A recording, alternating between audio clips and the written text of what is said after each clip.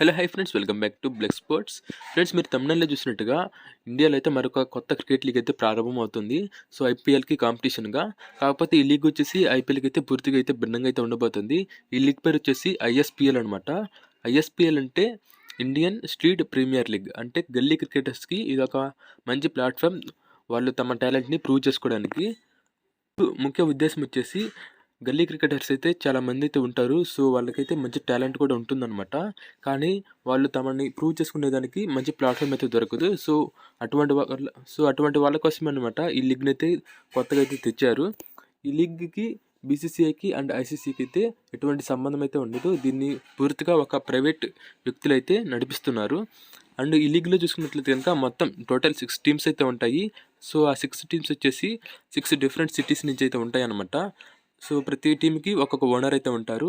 So మనం first అయితే ఆ సిటీస్ ఏంటో దాని ఓనర్స్ ఎవరో కూడా మనమైతే ఇప్పుడు తెలుసుకుందాం. సో ఫస్ట్ చూసుకున్నట్లయితే కనుక చెన్నై టీం అయితే ఉంటుంది.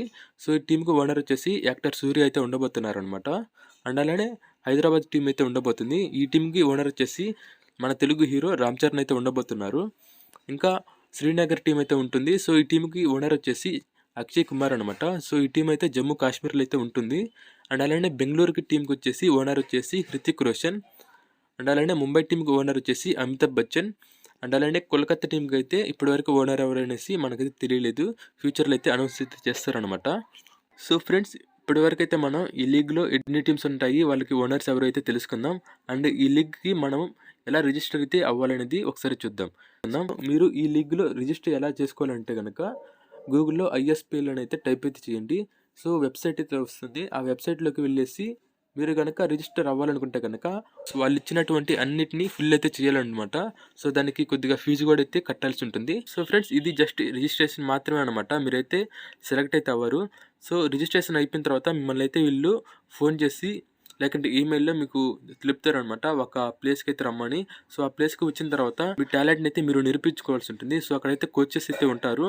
సో వాళ్ళని అయితే మీరు ఇంప్రెస్ చేయగలిగితే కనుక మీరైతే ఈ లీగ్ అయితే సెలెక్ట్ అవుతారు. సో వన్స్ ఈ లీగ్లో మీరు సెలెక్ట్ అయిన తర్వాత ఆక్షన్ అయితే ఉంటుంది. సో ఆక్షన్లో 6 టీమ్స్ అయితే ఉన్నాయి కదా.